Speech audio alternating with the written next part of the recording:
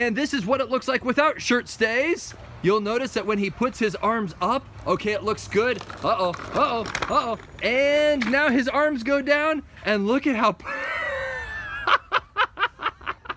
Hello, Amazon.com, it's me, Beau Chevasu, along with my father. He has his shirt tucked in. Check that out. Do you know why his shirt is tucked in all the way?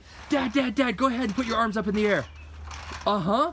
And yet still, his shirt remains tucked in. Now, if he were to sit down, he would have this billowing poof coming out of there, but he's got shirt stays, which are basically suspenders for your shirt. So you can't see in here, but there's a little clip here and here on the underside of his pants that are connected to his shirt.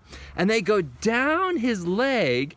Unfortunately, it didn't come with instructions. And so, there you go. That's kind of how my father is using his shirt stays.